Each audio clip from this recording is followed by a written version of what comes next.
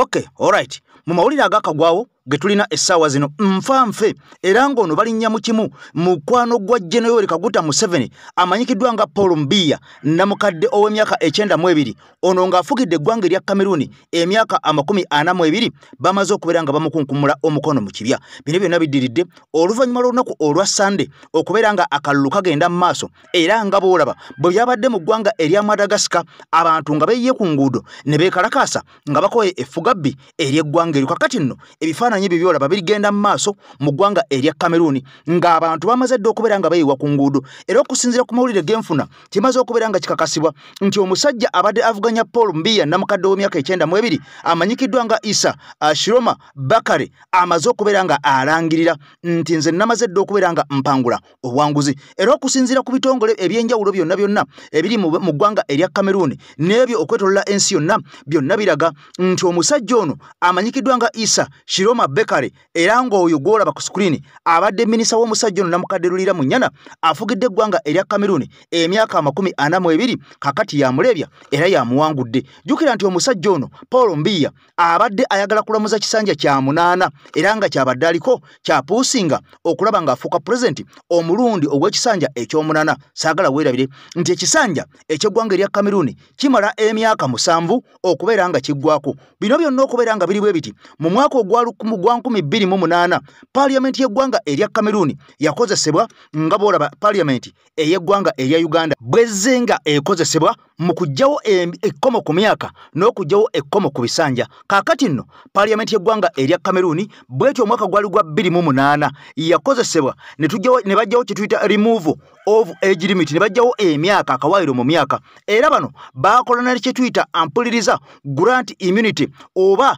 bano baateekawo ekitegeeza nti President Paul Mbiya ow'eggwanga erya Cameroon eryo talina kuvunaanibwa musango gwonna ne bw'alibanga avudde mu buyinza ne bw'alibanga mwali. Jjukira nti ono era abadde ajja akozesa Parliament okubeera nga akola bino byonna era mu mwaka gwe gumu 2008 ekisanja ky'eggwanga lino erya Cameroon kyamalanga emyaka 5 wabula ng'omusajja ono akozesa Parliament era yabawa ensimbi empitirivu bwe batyo ne bakyusa ekisanja ne bakijja ku myaka 5 ne bakiteeka ku myaka 7. Kaakati nno ne babeera nga bakoze kye tuyita extend presidential term extend presidential term. Kaakati nno bwe bakola extend eya presidential term mu myaka 7 nga bagijje ku myaka 5 omusajja n'abeera nga amaze okubeera nga ategeera bulungi nnyo nti eggwanga mmaze okulinyweza mu mikono gyange era nga amaze n'okola kituta grant immunity nga tavunaanibwa mbeera yonna oba alina muntu gwe yatta oba alina gwe yatugumbula oba yabba oba yakola ki grant immunity yamuteekebwako Parliament y'eggwanga erya Cameroon. Kaakati nno okusinziira ku mawulire agagenda mu maaso essaawa zino bannansi b'eggwanga erya Cameroon bagamba nti ekimala era okusinziira ku mawulire ag'omunda galaga nti omusajja ono Paul Mbiya abadde ajja akuumibwa mu buyinza eggwanga erimanyikiddwa nga erya Bufalansa ne gye buvuddeko abantu beekalakaasa ne bagezaako okwagala okumuvuunika naye eggwanga erya Bufalansa lyamulemezaako. Jjukira nti ono interest z'eggwanga erya Bufalansa mu Cameroon beekolera nga bwe baagala era Bufalansa kumpi yefuga eggwanga lino erya Cameroon. Kaakati n'okusinziira ku mawulire galaga nti omusajja akulira ebyokulonda akakiiko k'ebyokulonda oba muyite chairman wa Electoral Commission ey'eggwanga erya chairman amanyiddwa nga Enau eggwanga erya Cameroon amanyikiddwa nga Ibrahim Igibe Enau kaakati ali mu katu. Okusinziira ku bigenda mu maaso Issa Shiroma Bakare yamaze dde okubeera nga alangirira nga bw'awangudde akalulu ak'omwaka guno eggwanga erya Cameroon. Kyokka ng'ate akakiiko k'ebyokulonda kagezaako okupalappalanya ng'era bwe mumanyi mu nsi eri eya Gwanda ensi ya Gwanda bagezaako okubeera nga babuzaabuza ng'omuntu awanguddwa. Kati omusajja oyo gw'olaba yayitibwa Enau Igibe Abraham kakati nno yakulira akakiiko k'ebyokulonda ali mu katu tannaba kubeera nga alangirira naye okusinziira ku bigenda mu maaso ne ba ministers ab'enjawulo batandise okusala eddiiro nga bagamba nti omusajja bamuwangudde era nga bano balaga nti balina abantu aba bulijjo. Kati bino nga bigenda mu maaso mu ggwanga erya Madagascar byabaddeyo mu ggwanga erya Malawi pulezidenti bamuwangula ne bamuteeka ku ttaka omupya n'akwata enkata. Eggwanga erya Cameroon essaawa zino abantu bakutte wansi ne waggulu nakulaga ekyali e Sudan n'enkulaga ekyali mu ggwanga erya Tunisia n'okitegeera n'eryali mu Misiri kakati nno ne Uganda wano we twolekedde. Ampuliriza bino ebigambo bikulu nnyo ate era nabyo bikulu nnyo era nabyo bikulu nnyo nkusaba video soko jimpere ekigalo ompya nkusaba twegatteko osubscribinge kugambya amawulire ganchuka chuka getubera nago wano ku mukuto gwa Active Media Uganda sagalo berenga ogasuba nga president onako olwalero akedde kumacha na agamba nti abana be Cameroon kyebakola mu kiraba ekyo kyetwolekedde kye twita protest vote olumalo okulonda n'okakuuma ne bakalangirira ne bakalangirira nolaba nti nno muwangudde tandikirawo ku celebratinga nga boolaba abaana be Cameroon bwe baakoze ekitongole ky'ebyokulonda kyajjeko internet era tebana bakubeera nga balangirira naye nkugambye nti ekiri mu Cameroon abantu batandise dde okujaganya n'okucelebratinga omusajja bamuwangudde okusinzira ebyokulonda oba obululu obuva mu bitundu ebyenjawulo byonna bulaga nti omusajja bamuwangudde tewaliwo okwekwasa abantu batandise dda okucelebratinga era balinze ekintu kimu bagaana okulangirira omusajja oyo amanyikiddwa nga Isa Shiroma Bekare owulire embaga bwegwa n'ebidaala kati bino nga bigenda mu maaso bino byonna binjagala okuddamu okubeera nga nteekawo wano bigenda wajja Museveni amatwa kunkumule kubanga ebigambo bino ebyogeddwa omukyalo ono bifaananira ddala bulungi n'ebiri e Cameroon bw'obanga owagira mwami Museveni obanga omuli kumpi mutaginga mu vidiyo eno owulire ebigambo bino bikulu ddala amagye tegajja kubeera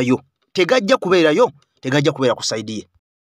Njagala vidiyo yange eno muntagingire General Yoweri Kaguta Museveni muntagingire General Muhoozi Kainerugaba ne General Sayo Musale bwe kibase ekyo musobola n'okunteerako bawalabe Patience ne Natasha bonna musobola obbantagingira ku vidiyo yange eno. General Yoweri Kaguta Museveni nkubuulira ebigambo bino jjajjaffe Hussein Mubaraka yalina mutabani we ng'alabira ddala bw'aba atali mu ggwanga oba nga talina buyinza bwa ggwanga mutabani we yalina okusigaza eggwanga. Mobutu Sese Seko yalina mutabani we ng'era Mobutu Sese Seko alowooza bw'ava mu ggwanga eri erya Congo oba bw'aba si ye president w'eggwanga erya Congo eggwanga alina kusigala mu mikono gya mutabani we. Omusajja gwe bayita Kanomwama Gaddafi yalina mutabani we nga w'amaanyi ng'era Gaddafi alina ekirooto ekiraba nti bw'aba si ye president w'eggwanga Libya mutabani we yalina okusigaza eggwanga mu ngalo ze. Omusajja eyazzeeko nga ye Al-Assad ow'e Syria. Al-Assad ng'alaba nti bw'aba si ye president w'e Syria mutabani we yalina okubeera president era eggwanga Syria lirina kusigala mu mikono gya mutabani we. Omusajja yagezaako okumenya ekyafaayo ekyo ye Omar Bongo ow'e Gabon mu West Africa. Omar Bongo oyo gwe muwulira yakwata obuyinza bwa Gabon okuviira ddala mu 1967 paka mu 2009 we yafiira. Omar Bongo bwe yamala okufa mutabani wayitibwa Ali Bongo n'akwata obuyinza bw'e Gabon. Bwe yamala okwata obuyinza bw'e Gabon era yakulembera eggwanga lya Gabon okuva mu 2009 paka 2023 obuyinza ne babumuwambako amajege gennyini agamukuumanga ne galaba nga kiri too much ne gamuwambako obuyinza ne gabumujjako. Naye Ali Bongo yali ali mukola ensobi yemu nga kitaawe Omar Bongo gye yakola nga naye ali mu kuteekateeka muzzukulu wa Omar Bongo mutabani wa Ali Bongo ayitibwa Nuruddin Ali Bongo ng'era alaba bw'avaako mutabani we era yalina okusigaza eggwanga nga ye bwe yasikira okuva ku kitaawe. Ensobi basajja mmwe mwenna ze muyina abakola ebintu ebyo badikiteeta b'amawanga muba muyina ensobi nga 3. Mugenda ne mulowoozesa ensinsi mmwe we mutali eggwanga terigenda kubaawo eyo yensobi emujje musooka okulowooza mu mitwe gyammwe ne mujja bannansi mu pikica bannansi ne mubajja mu buvunaanyizibwa bw'amawanga gaabwe ne mubajja mu buvunaanyizibwa bw'eggwanga lyabwe. Ensobi ey'okubiri mwenna mufuga bannansi n'omukono ogw'ekyuma mufuga bannansi bubi mubajjako eddembe lyabwe bo nga bannansi ne batuuka ekiseera ne beekyawa. Ensobe ey'okusatu gye mukola mukuza abaana bammwe nga si bakulembeze wabula mubatendeka bwa dikiteeta kubanga abaana bammwe baba bakuze balabira ku mmwe bakitaabwe ebintu bye mukola bannansi nga mubafuga mu nfuga ekwegamba oba ey'omukono ogw'ekyuma. Kyova olaba nti abaana bammwe ebirooto byammwe tebiteetera kutuukirira. Bannansi beekyanga ne babajjawo olw'abaana bammwe be bakola kubanga abaana bammwe mubakuza mu mbeera etali ya bukulembeze mubakuza mu mbeera ya kidikiteeta nga mmwe. Oba okitegeera ate ensobi ey'okusatu gye mukola mwenna bwe muba munaatera okuva mu buyinza mulaga nti obululu mubuwangudde ebitundu 85 ku buli 100 abamu beewana 95. Oshitegera Nobert Mugabe bagenda omujja mu buyinza ng'akulaze nti akalulu ak'omwaka ogwaggwa okuddako guno gwe bamuwambiramu yali akawangudde n'ebitundu 9.5 ku buli 100. Oshitegera Gaddafi yagenda okuva mu buyinza omwaka gwe bamujjamu yali akulaze nti akalulu ke yali amaze okuyitamu mu biseera ebyo yakawangula n'ebitundu 8.5 ku buli 100 ng'era alaga ensi nti abantu bakyamwagala. Kati mu message yange egenda eri General Sale ne General Museveni bantu mmwe mukakasa muli very much sure nti mmwe mugenda okusooka okumenya ebyafaayo by'ensi. Bantu mmwe mukakasa nti mmwe mugenda okusooka okumenya likodi mu nsi eno. Bantu mmwe njagala okubabuuza ekibuuzo General Sale ne General Museveni mukakasa bulungi nnyo nti ebirooto byammwe bigenda kutuukirira. General Museveni okakasa bulungi nnyo nti ekirooto kyo ekyokuleka mutabani wo mulekere eggwanga Uganda mutabani wo aveeko kuddeko muzzukulu wo Luhamya Kainerugaba okakasa bulungi nnyo ekirooto kyo kigenda kutuukirira. General Sale sometimes ebirooto bisigala birooto tebituukirira. General Sale eggwanga libbi embeera gye liri mu livunaanyizibwa ku Gaddafi ne famire ye ng'omuntu be bajja bannansi mu pikica nga mmwe kye muli mukola ssaawa zino. Eggwanga Syria embeera gye lirimu ensobi yali Assad si bannansi ba Syria kubanga Assad yalowooza nti eggwanga liri mu mikono gy'awatali ye tewali munnansi mulala asobola. Era kyekyatuusa amawanga ago mu mbeera gye galimu gye mutuwanga example era nga kati ssaawa zino muli mutukuuma emirembe mukakasa emirembe weegiri mu ggwanga Uganda. General Sale ne General Museveni ne mutabani wammwe General Muhoozi Kainerugaba ssaawa zino nga muli mu provokinga bannayuganda ng'era mubamazeeko emirembe mwagala kutandika batugumbula. Ssaawa zino nga tugenda kutandika mu kalulu tugenda mu campaign mukimanyi naye muli sure nti ebirooto byamme bigenda kutuukirira. General Muhoozi oli sure nti ogenda kusikira kitaawo oli sure nti mutabani wo yalisikira gwe are you very much sure about that? Era muli sure nti bannansi ne omu n'abakola ki teri kye bagenda kukola. Eno message yange ejjeeri mmwe bannayuganda akaseera ke tulimu sifa abasoose okukabeeramu mawanga mangi agakabeeramu. Dikiteeta bw'aba anaagwa aba n'amaanyi mangi nnyo ate alaga ensi nti akyayina obuganzi. Nga bwe mbabuulidde nti Gaddafi bwe yali atantera okuva mu buyinza yakulaga nti awangudde akalulu ebitundu 8.5 ku buli 100 era abamuddiridde tebaalinawo. Era temugenda kukyewuunya nga bakulaga nti General Museveni awangudde akalulu era bonna baminisita be bakulaga bagamba nti Museveni agenda kuwangula akalulu waggulu nnyo kyatakolangako nga bannansi bakyamuyina mu trust nga bakyamwagala kubanga takawangulangako ku bitundu ebisusa 5 ku buli 100. Naye kati baminisita be bakukakasa era bali konkusuwa era badda ne mawulire ne bayimirira ne bagamba nti agenda kuwangula akalulu ebitundu 7.5 ku buli 100. Bakulaga nti kati we tweyongedde okumwagala kyokka ate nga ffe bannansi we tweyongedde okumukyawa. Abasajja abo bwe banaaba banaatera okuva mu buyinza baggala amatu ne bakwata eggwanga ne baliteeka mu mikono gy'abantu baabwe famire zaabwe. Ate ebiseera ebisinga obungi basajja mmwe baddikiteeta muba temumanyi mawanga ago gye mwagajja okugafuna. Era bwe muba muteekawo batabani bammwe oba nga muba batabani bammwe obuyinza temubabuulira waggwanga gye lyava wabula mmwe mubatendeka mubalaga batya bwe balina okukuuma eggwanga eryo balina oddikwata baliwambatire tebalita. Kyova olaba batandika okutta abantu buli ekibasaze mu maaso baba tebagambwako obuyinza mubawa bungi. Teri munnansi ayinza kufugibwa nga mbwa nakkiriza n'abeera mu eyo embeera. Teri munnansi ayinza kufugibwa nga nte kufugibwa ku mudumu gwa mundu ne mulowooza nti bannansi bagenda kutulaba batunuulire butunuulizi just like that mukole gasiya wammwe. Kati ye Muhoozi abeera convinced 100% nti agenda kutulugunyanga abantu agenda bawanga abooke emyaka 40 naye mu buyinza ng'akola ekyo. General Muhoozi Kainerugaba are you really sure nti ogenda kuwamba abantu obooke obatulugunye okumala emyaka 40 kitaawo gy'amaze? Are you really sure nti ogenda kwota abantu obatulugunye obakuba obasaanyeewo mutabani wo naye ajja akole kyekimu kyokola ng'era bannayuganda batudde babatunuulidde? Njagala okubira bannayuganda omulanga ffe kennyini tulina okusituka ne tuteekawo history. feke nyini tulina okusituka ne tutaase eggwanga lyaffe nga Libya bwe yakikola nga Congo bwe yakikola nga Syria bwe yakikola nga Egypt bwe yakikola naffe kenyini kye tulina okukola ebyo bye batutiisatiisa nti mukuuma emirembe we gitali teri wali mirembe teri woyinza kukubira abantu kuuma mirembe nga tegiriiwo omuntu asobola kuuma kitaliiwo tugenda mu kalulu ke bayita protest vote naye amaaso gonna gali kujja n'Omuseveni ne mutabani we ensi ebataddeko amaaso mupalapalanye simanya mugaana Kyagulanyi okuba olukuŋŋaana simanya mugaana n'okukola ki naye tujja teri munnansi ayinza kufugibwa ngambwa nakkiriza embeera eyo nemubaako ekyo kikafuuwe era temubeereyo ne mutuula ne mwekonvinsinga nti anti mwe mugenda okusooka okumenya likodi kubanga abasajja bo bonna aboogerwako baali b'amaanyi nga balina amagye nga gabavunnamira baali b'amaanyi ng'ensi batya nga balina ssente mulowooza mwe mugenda okusooka okumenya likodi mulowooza abasajja bali abaagwa bye baalina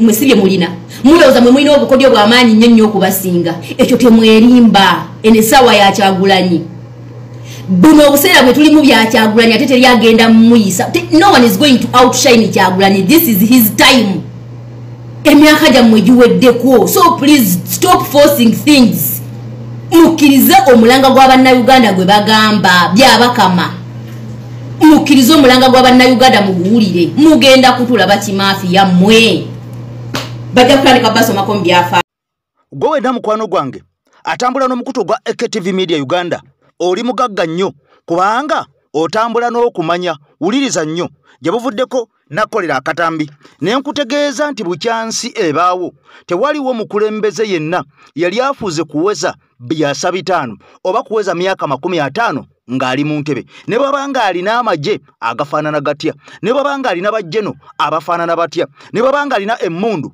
ezifaanana zitya tewali mukulembeze ku nsi kuno nkugambye gwe ddayo onoonyereze ombuulire nti omukulembeze bw'ati yamala mu ntebe emyaka 55 oba emyaka 60 ng'alemeddeko nga ye pulezidenti w'eggwanga lino era okuva mwaka guno mpaka mwaka guno abasinga bonna aluddeko ennyo kasajutuka mu myaka 40 ana plus nga tanayingira myaka 50 oba oyagala oba toyagala oyina okubeera nga odeclaringa n'ogamba nti mpummudde ewatali ekyo amaanyi g'abantu generation ebeemaze okukyuka generation eyiyo gye wajjirako ku myaka 4 emabega eba eri myaka 8 nga kitegeeza nti emyaka 40 agaliwo ge g'abantu abapya abataaliyo ng'olwana abataagala kumanya kye wakola abataagala kukuliza byaliwo bo nga baagala bo nga bo ekigenda maaso mu nsi yaabwe nga be bamanyi ebizibu byabwe era nga ne solution ku bizibu byabwe be balina solution ku bizibu byabwe generation yabwe kakati nno gwanga erya Uganda bwe twolekedde ampuliriza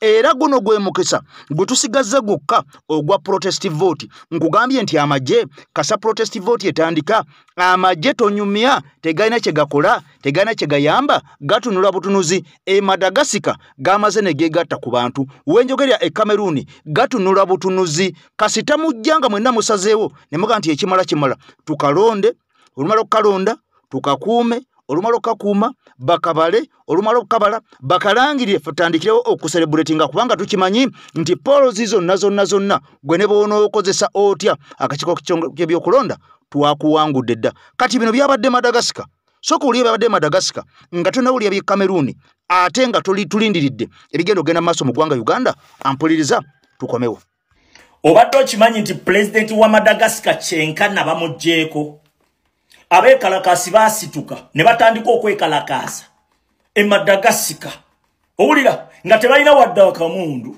wadde kapisito ne bakwata dikiteta n'atuuka n'asindika amagye yasindisa amagye nga bw'abadde ng'akikola bulijjo ng'asindika amagye ne gakuba abantu lwe yasembyeyo gasindika bannamagye baalabye nga Bannansi bali serious nnyo n'okusinga emirundi giri bajjanga ne babakuba ne baddayo abeekalakasi ne babivaako ne bajjanga ne babakuba abeekalakasi ne babivaako ku luno bannamagye kasita baalabye nga Bannansi bali serious bannamagye beegasse bwegassi ku Bannansi bataddewo no fly zone bagambye tetwagala kuwulira kati bikwatagana na president abaddeko owulira ekyo Museveni kye yali apreventinga tewakyali era y'abadikiteta egende gwako njagala okitegeere mu myaka 10 waliwo gavumenti eziwere 15 ezijjiddwako ng'abazijjako beekalakaasi ez'abadikiteeta nga tebakwata mmundu. Yensonga lwaki buno obusajja bwali butusindika mu kukwata mmundu. Mugende mukwate mmundu. Tosobola kufuga Uganda nga toli munnamagye. Tosobola kufuga Uganda nga toli munnamagye. Lwaki? Bwali bukimanyi nti eri buyinayo control, buyinayo n'amaanyi mangi. Wano tewali. Abeekalakaasi basituse ne bagamba President wa Madagascar tukwagala down genda eri. Nga bwe mwakiraba e Nepal, nga bwe muzze mukiraba mu bitundu byonna ebibaddewo. Mpuliriza bulungi. Sawa zino omukulembeze waffe atambula buli wamu. Statement zakola muziraba. Ezo Museveni zaatya bannayuganda okubeera mu mitima gy'abannayuganda. Lwaki? Amplifying abilities zaabwe, amplifying munnayuganda okumanya obuvunaanyizibwa bwe. Kati kiki kyakola? Atuleeseemu diversion ya IPOD. Ffe twasazeewo tugenda mu IPOD. Osegedde tebibakwatako. Ffe twasazeewo okujjako nga batugamba tumenye mateeka. Ffe twasazeewo tugenda. Osegedde kati ekyo tetukiddako. Tubaleke bo basame. Tuyina eggwanga eryokununula. Osegedde okusinga okuddamu eyo kerere biki ebikosa Museveni. Buli mukulembeze wabadde ng'alaga Museveni yeeyongera kutya. Atya buti. Kati atuteekamu kye bayita confusion. Tubeere awo tubeere confused. Owulira? Era waliwo obuvubuka bwe obutulimu obwabadde nga bwefuula obwenkyukakyuka bwefuula mbu leero ebya iPad saabitegedde. Lwaki? Bangi basasule sente zitambula wano ku media. Museveni kyafuba okulaba ng'atuwugula okutujja ku mulamu ogumujjako tudde mu diversion ze, tudde mu ebyo ebyokusikaŋŋana omuguwa nga tetulina we tufunira. Oba okitegeera? Sente zatambula. Kati gwe Museveni alwana atya? Tiyagaasi twamumulemesa takyasobola mukuba. Kimulabisa. Amasasi takyasobola tukuba masasi mu lujjudde. Kimulabisa. Bw'aba wakubikola abikole eyo mu nkukutu. Nga kamera teziriyo naye mu lujjudde awo twazibawo. Owulira? Kati sawa zinagamba bano abantu ngenda bastopinga batya. Ayina kujja mu mitwe gyaffe. Bo bennyini be basinga okumanya ebintu ebyo bya IPOD. Be basinga n'obimanya. Bakimanyi bulungi nnyo. Osegedde omukulembeze waffe agambye agendayo kubanga kiri mu constitution. Mateeka. IPOD gye twagaana ogendamu yali NGO. Kyali kibiina ky'abazungu. Eno Uganda baatuuma butuumi ki? Baatuuma butuumi linnya IPOD. Eri yaggala nawo dda yagenda. Osegedde olwedde eno yo tubaddeyo era gye tuli. Kati temutuddamu ebyo byakudda mu defensive. Mutudde mu defensive. Mbwanti tuddawo mutudde mu kwewozaako ebyo Museveni byayagala. Atukwatira awo emyezi emirala 2. Ffe tuddawo nga bwe yabikolanga ku bisiyaga. Nga bwe yakikolanga. Abo bakimanyi bulungi nti kye tukola kibanyigiriza. Yensonga lwaki bakitaddeko ekifuba. Kati ate ffe tukola bibanyigiriza. Kati gwe naawe munankyukakyuka n'oddawo mu kuwuguka. Leka nkubulire bana basajja bagezaako kuziba mawulire. Mukulembeze waffe Robert Kyagulanyi Ssentamu buli gy'alaga. Balaba ebintu ebyo byamplifyinga bannayuganda n'okutegeera abilities zaabwe n'okumanya ki kye balina okukola.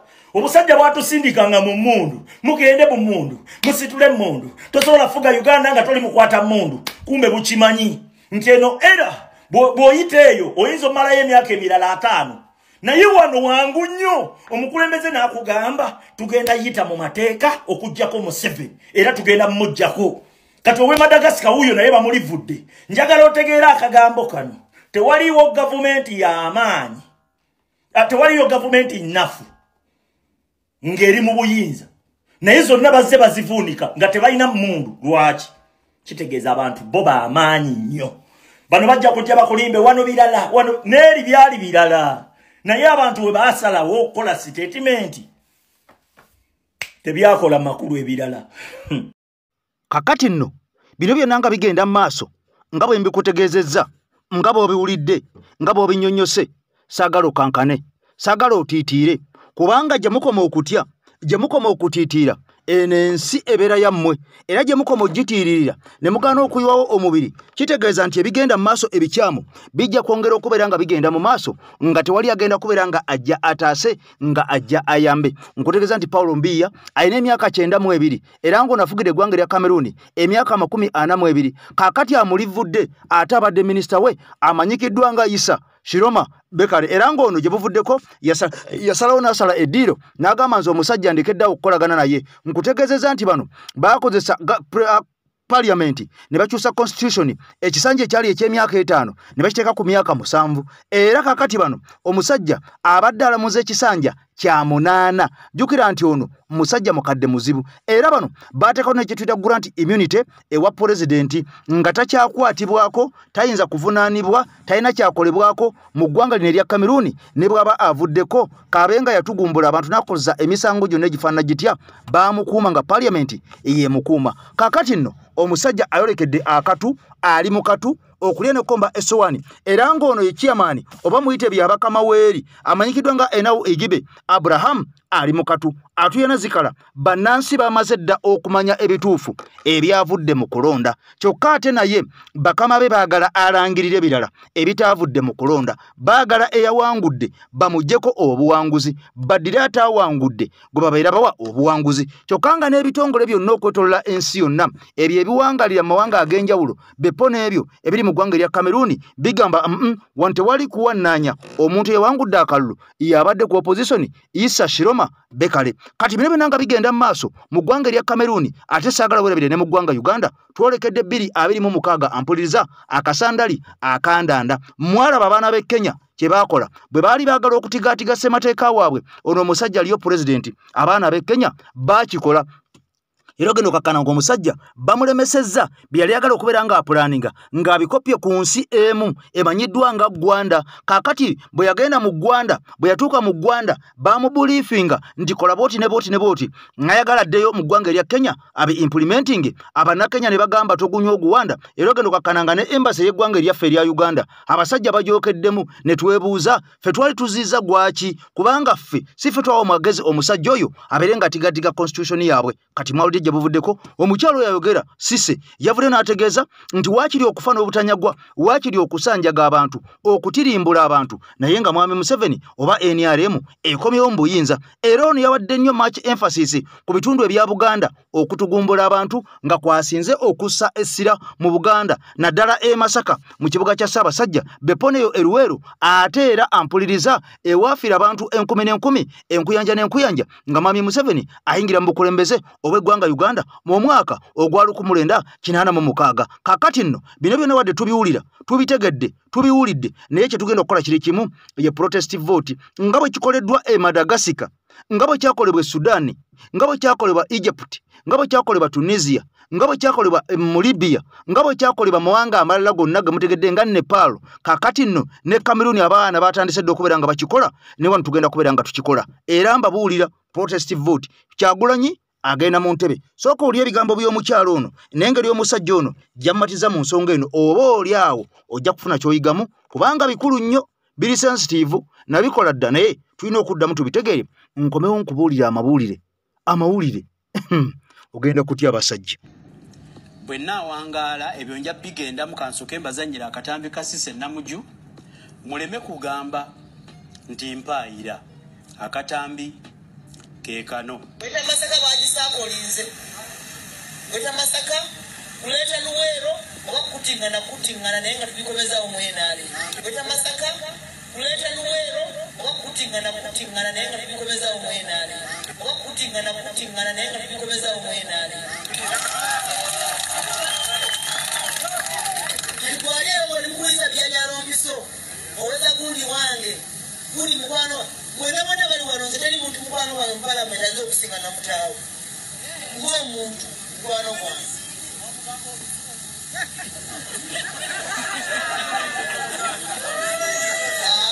esagala kitayo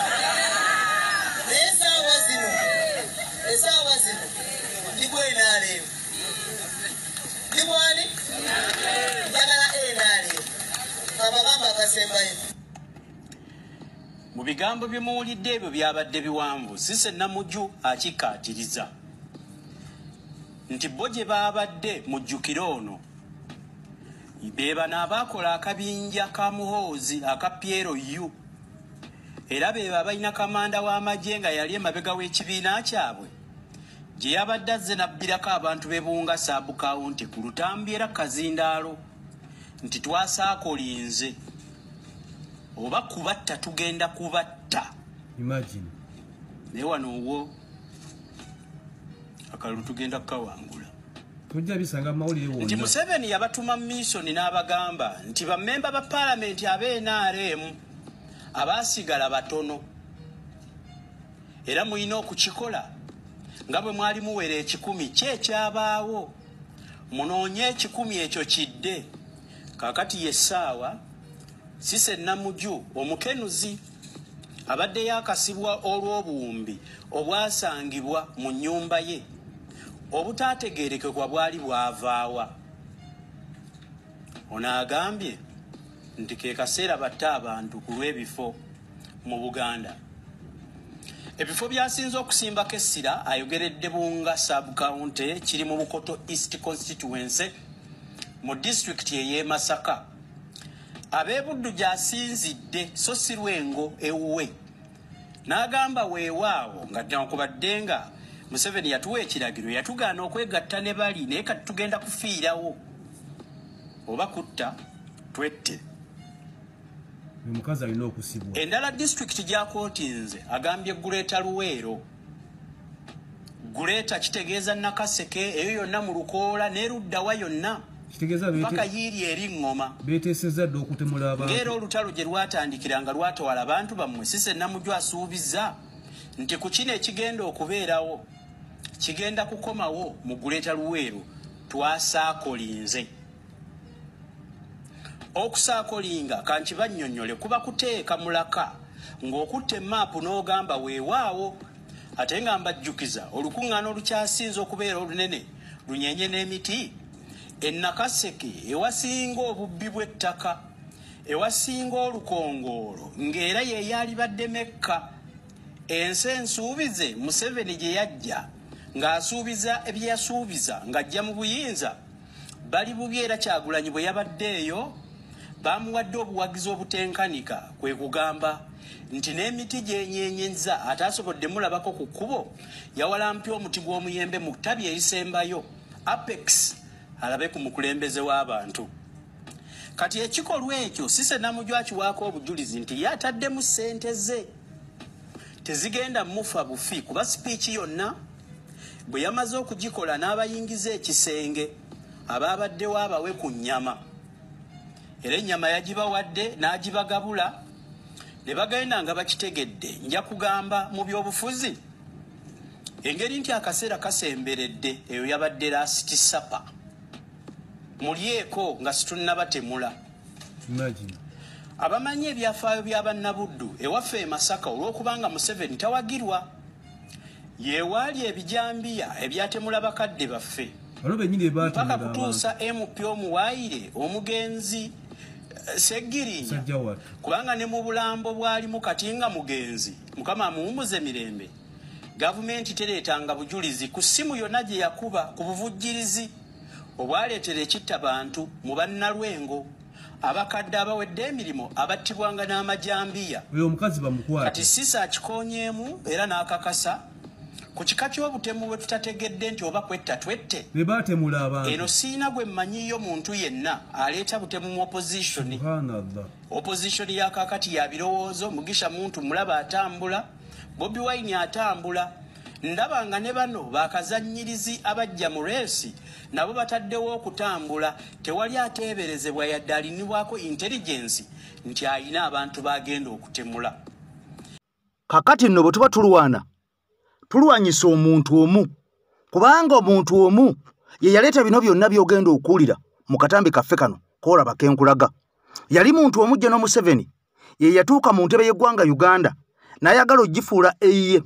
Era olw'ebigambo bye ngenda okuwa ono byazze ng'ayogera ebyenjawulo ebiyitirivu ennyo nga biraga nti mugwe Munnayuganda oli gasiya oli kisasiro nnyo okusinziira ku bigambo ebyo eby'omwami Museveni byazze ng'ayogera eby'omuddiringanwa enfunda n'enfunda nga si occasion emu. Akatambi kaffe akaddako ngenda Bikuyiro ogenda kuliza ebigambo bye byazze ng'ayogera ng'omukulembeze ali mu entebe nnene August House, ennyumba yaffe ey'ekitiibwa ey'eggwanga Uganda State House. Kaakati nno mwami Museveni bw'amala okubeera ng'akwata entebe, ono kyasooka okukola mu bulamu bwe kwe kubeera nga yeebugiriza nga yeetoolooza abafamire ye bonna abamulinako akakwate konna, buli abamulinako olunyankole, buli abamulinako akanyankole bonna yabafuula be bali ku mwanjo, era naddira ne mukyala we n'amuwa ekifo. Kyokka ne mukyala we bwe baamuwa ekifo, abantu abalina akakwate konna lwe wandiisa Oluganda ne oyinza oduyita olunyankole, buli ababayitako olunyankole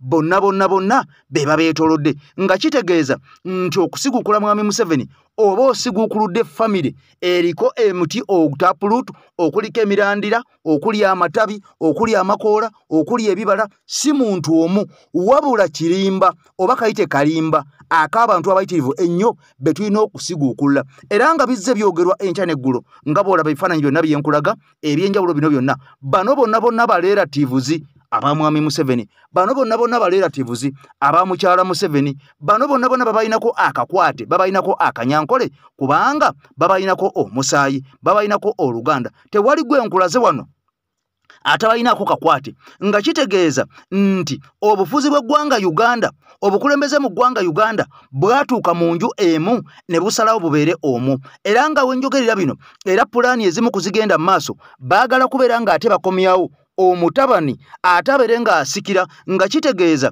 nti sengavudde mu ngazzeemu ate yabaakomyewo, kubanga bw'ojja omwami Museveni n'ozzaawo mutabani we obanga amugamba nti beerawo nawe ate bw'onoovaawo ate oleete mutabani wo, nga kino kitegeeza nti Uganda eba efuuse bwakabaka bwennyini obutaliiko kubuuza, obutaliiko kulamuza. Era kaakati bino byonna nga bigenda mu maaso, abamu nga basika omuguwa nti bateekewo General Muhoozi, abalala nga basika omuguwa bateekewo omwami Ogwolabi amanyiddwa nga Odrek Lwabwogo. Kaakati nno fembera tugamba nti protest vote fenna abanyigirizibwa mwami Kyagulanyi gwe tugenda okubeera nga tuteeka mu ntebe. Njagala nsooke nkuwe ebigambo ebinene ku bafaananyi by'abantu abenze nga nkulaga.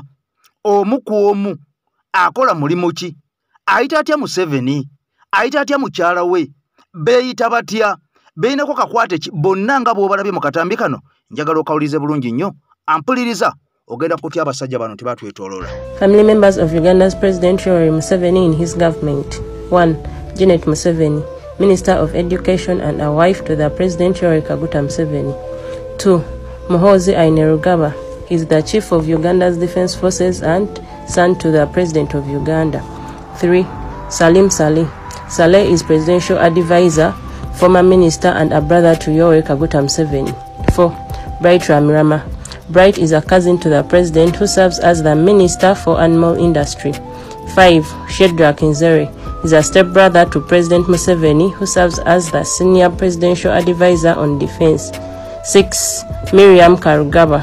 She serves as an administrator at the State House and is the sister-in-law to Yoweri Kaguta Museveni. 7. Sabit Muzei, the former Deputy Inspector General of Police, is a cousin to the President of Uganda. 8. James Katera is a military commander and a cousin to the First Lady Janet Kataha Museveni. 9. Faith Mirembe, Private Secretary in Education and Social Services, and is a cousin to President Museveni. 10. Sam Kutesa. Kutesa is the former Minister of Foreign Affairs and the father-in-law of Museveni's son, Muhoozi. 11. Alan Masiko is a Director of Special Forces Command's Intelligence and a husband to Sam Kutesa's daughter, the father-in-law of General Muhoozi, the first son. 12. Jim Muhwezi. Muhwezi is the Minister for National Security and a cousin of Museveni's wife, Janet Kataha Museveni. 13. Susan Muhwezi. She is Presidential Assistant of the African Growth Opportunity Act, who is a cousin of Museveni's wife. 14. John Karazare is the cousin to the President Museveni's wife and a senior presidential advisor on local government. 15. Henry Tumukunde is the former senior military officer who married a cousin of Museveni's wife. 16. Moses Byaruhanga is a senior presidential advisor and married a cousin of Museveni's wife. 17. Hope Nyakiru, Nyakiru is Undersecretary for Finance and Administration at the State House and a cousin of Museveni's wife. 18. Jolly Sabuni. She is Managing Director, Cotton Development Authority and a cousin of Museveni's wife. 19. Natasha Museveni Karugire is a Presidential Assistant in charge of Household at State House and a President Museveni's daughter. 20. Odrek Rabogo. Rabogo is a Senior Presidential Advisor on Special Duties. He is Museveni's son-in-law. 21. Alice Kaboyo. She is a State Minister in the Office of the Prime Minister for the Ruwelo Triangle and Rwenzori region. 22. Joseph Ekwa. Ekwa is a Presidential Advisor on Veterinary Issues, who is a nephew to the President. 23. Richard Kabonero. Kabonero is the Head of Department of Regional Economic Cooperation, who is a cousin of Museveni's wife. 24. Jimmy Karugaba. He is the officer in charge of Accounts Department at the State House, a brother-in-law to the President of Uganda. 25. Edwin Karugiri. He is a lawyer who handles some government contracts. He is a son-in-law to the President.